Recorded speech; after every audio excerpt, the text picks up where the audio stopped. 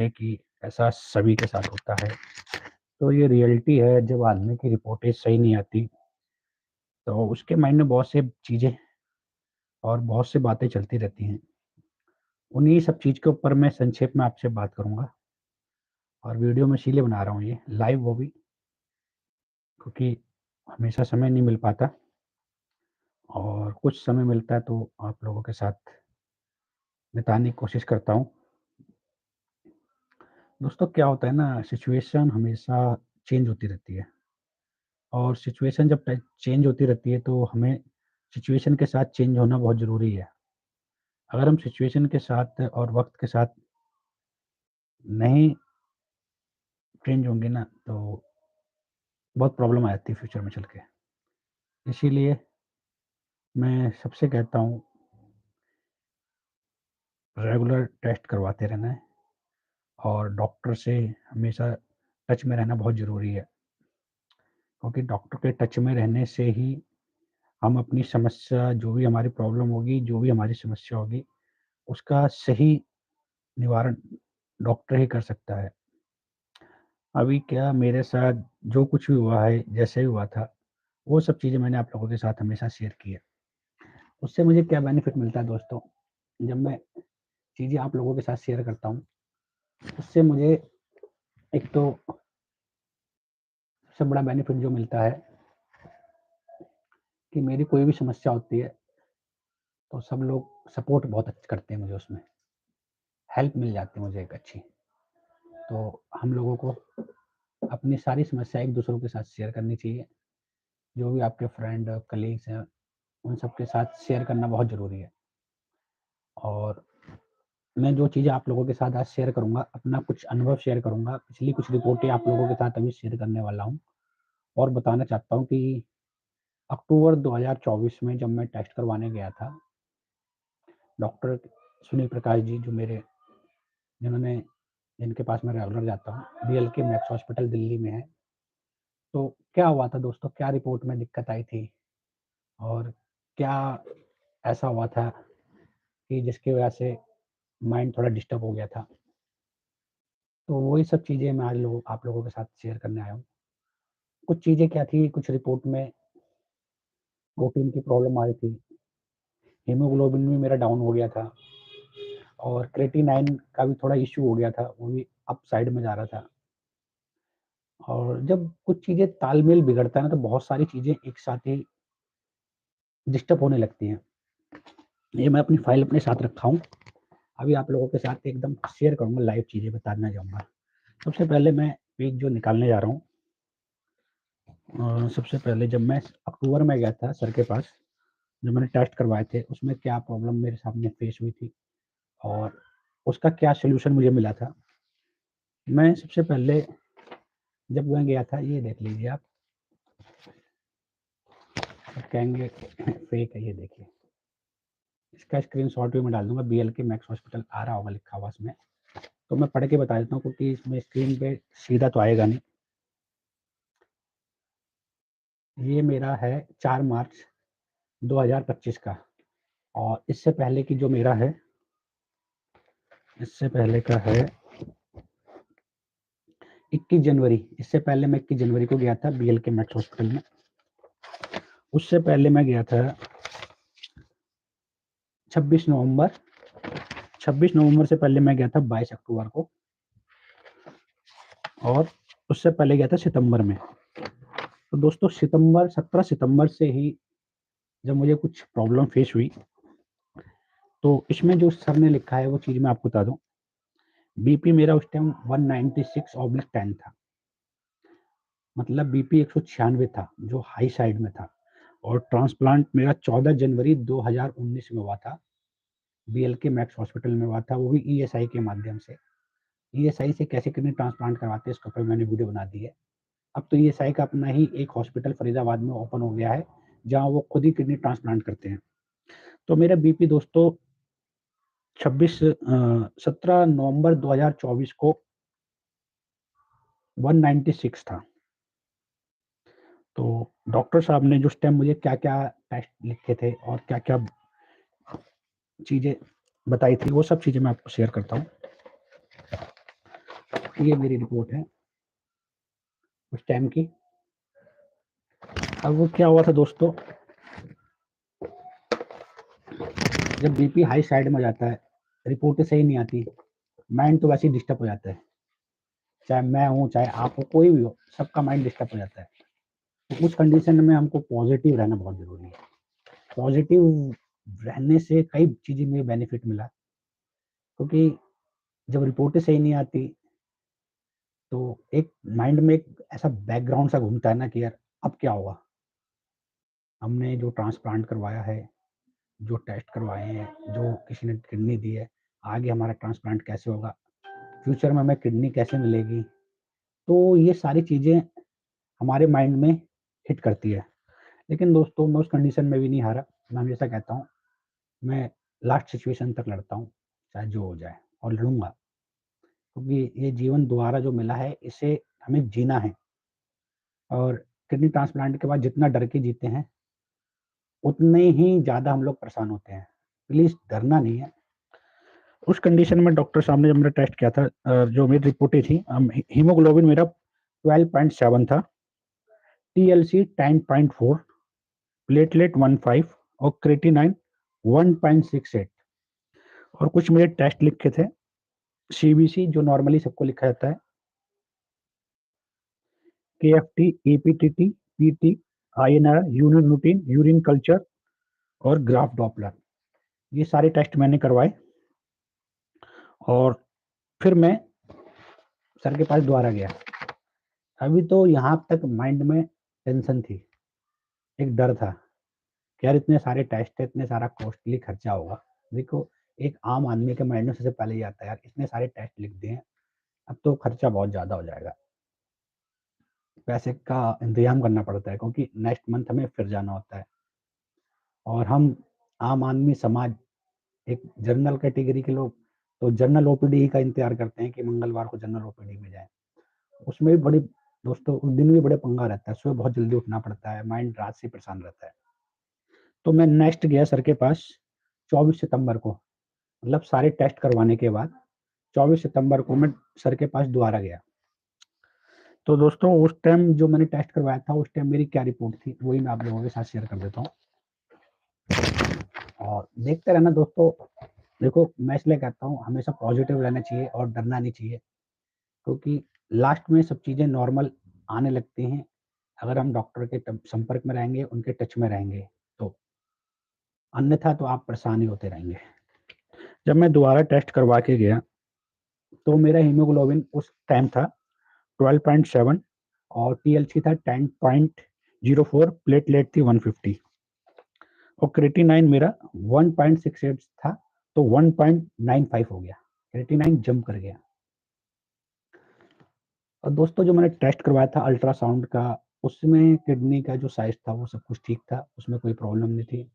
Urine culture में भी कोई ऐसा कुछ आया नहीं था। और एक टेस्ट और लिखा था सर ने, वो भी मेरा रिपोर्ट सही थी, इसमें साफ साफ लिखा हुआ है, क्योंकि मैं चाहता हूँ आप लोगों के साथ सारी चीज़ें शेयर की जाए, क्योंकि बहुत से लोगों को इस चीज़ की जानकारी नहीं होती और बहुत से लोग इसके बारे में जानना चाहते हैं कि टेस्ट से हमें क्या बेनिफिट मिलते हैं और डॉक्टर के संपर्क में रहने से क्या बेनिफिट मिलते हैं। तो सोडियम का भी मैंने टेस्ट करवाया था, सोडियम 133 था, पोटेशियम मेरा 3.3 था, टीएलसी मेरा, हीमोग्लोबिन मेरा डाउन हो चुका था इस वाली रिपोर्ट में, 11.70 हो गया था, टीएलसी 8.4 था, प्लेटलेट 104 और यूरिन रूटीन का जो उसमें आया था उसमें प्रोटीन ट्रेस हुआ था। इस रिपोर्ट में मेरी प्रोटीन ट्रेस हो गया था। आपके साथ भी हुआ होगा, बहुत से लोगों के साथ होता है यूरिन में प्रोटीन आना।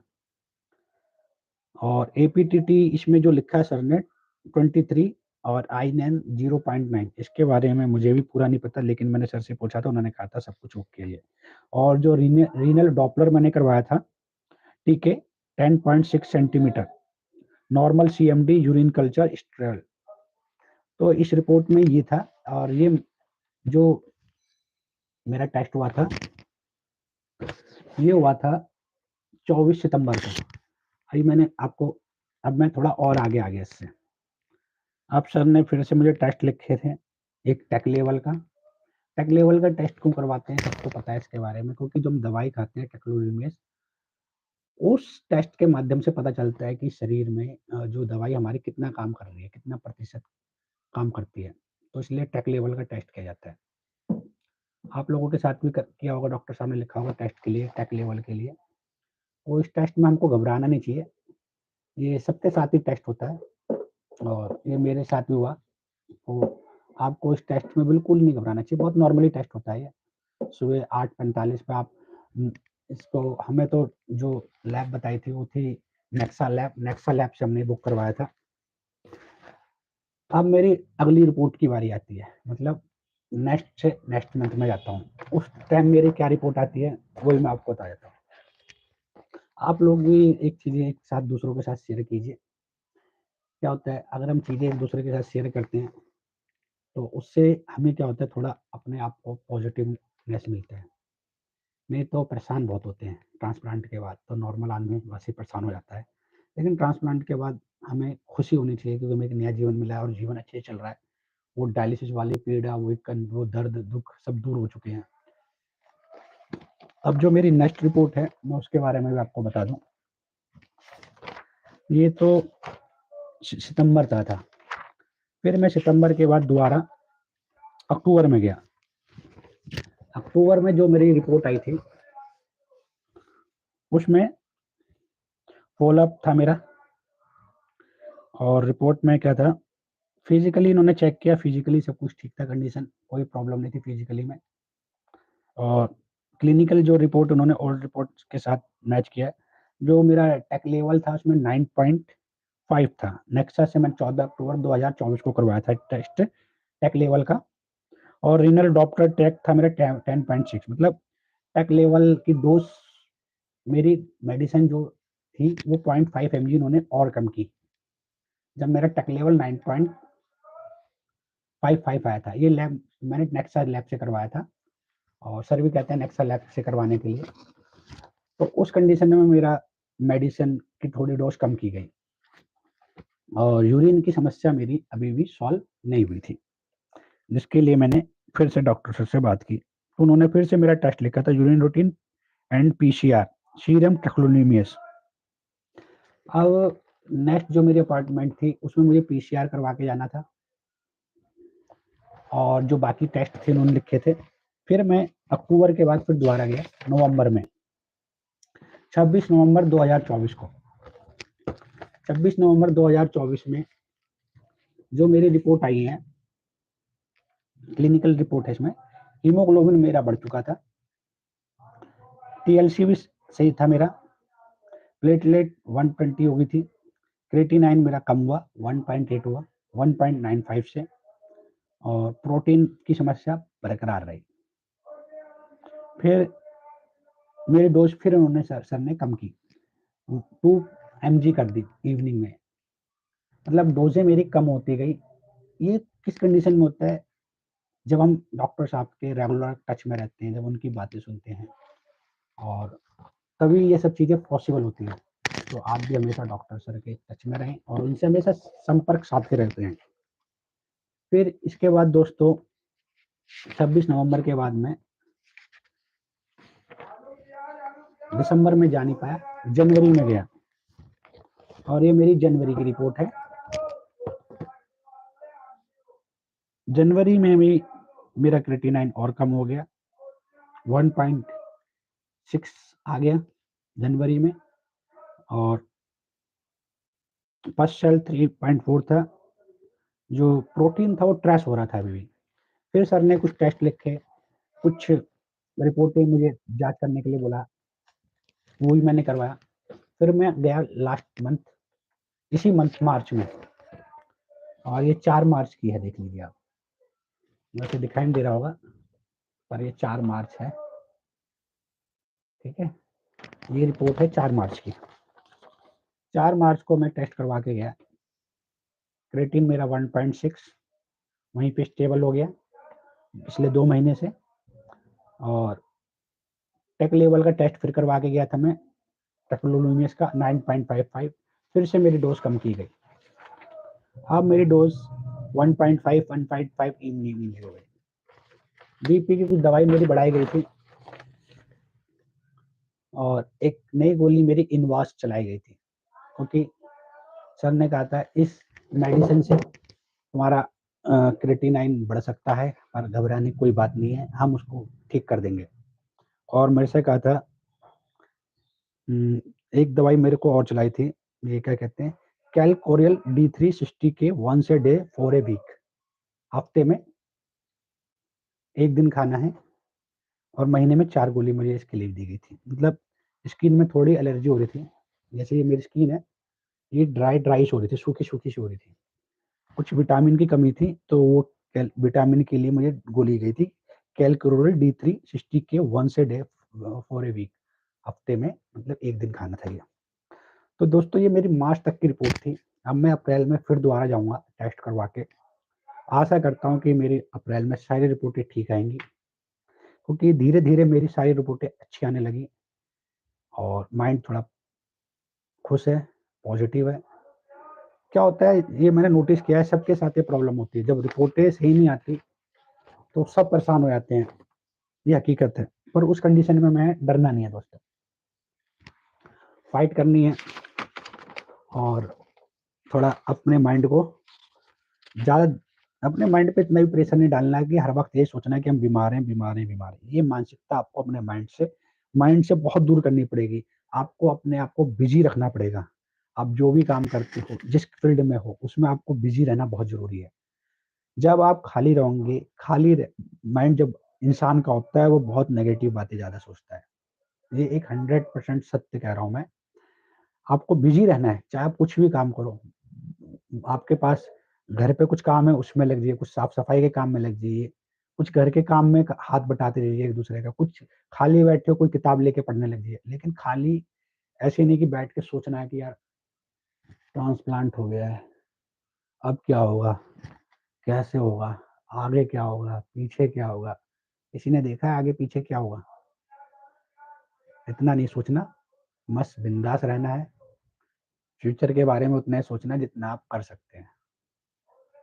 प्रॉब्लम तो सबके साथ आती है, मेरे साथ भी आई थी लेकिन मैं भी नहीं हार माना। आप लोगों के आशीर्वाद और दुआ से सब कुछ नॉर्मल हो चुका है और ये नेक्स्ट रिपोर्ट करूँगा, फिर आप लोगों के साथ फिर लाइव जुड़ूँगा और फिर जो भी हाँ, एक क्वेश्चन मेरे पास आया था और हमेशा ही आता रहता है, खाने और पीने को लेके। देखो, मैं एक चीज़ बता दूँ आपको, हर इंसान की डाइट उसकी बॉडी के अनुसार होती है और हर इंसान की बॉडी की डाइट अलग ही होती है। अब जैसे कि मैंने किडनी ट्रांसप्लांट के बाद हमेशा से जैसे जो भी आरओ का पानी मिल रहा, बिसलेरी का पानी मिल रहा, उसे बॉयल करके ठंडा करके पिया है। अभी तक मेरे 5 साल हो चुके हैं, 6 हाँ, 2019 में हुआ था, 6 साल हो चुके हैं कंप्लीट। तो मैंने इसी चीज़ को अपने रूटीन में, अपनी लाइफ़ में ले लिया। क्या होता है, हम जो चीज़ ट्रांसप्लांट के बाद स्टार्टिंग के 1 डेढ़ साल जब हम खाते हैं ना, तो हमारी बॉडी को उसी चीज़ की आदत हो जाती है। तो उसी चीज़ को बॉडी कंज़्यूम कर पाती है सही से। कभी आपने नोटिस किया होगा कि अभी हम कुछ बाहर कुछ ऐसा खा पी लेते हैं चटर-पटर सा, तो पेट खराब सा हो जाता है और जैसे कि हम रेगुलर जो घर का खाना खा रहे हैं, उससे तो कभी कोई प्रॉब्लम नहीं आती। लेकिन बाई चांस कभी हम किसी शादी में गए, पार्टी में गए, फंक्शन में गए, हमने किसी और के घर का कुछ खा लिया, तो उस कंडीशन में क्या होता है, थोड़ी प्रॉब्लम होती है पेट से संबंधित। तो पेट संबंधित अगर आपको समस्या होती है, ये तो मेरा अपना अनुभव है, मैं बता रहा हूँ। मैं हमेशा कहता हूँ मैं कोई डॉक्टर नहीं हूँ, मैं भी किडनी ट्रांसप्लांट पेशेंट हूँ।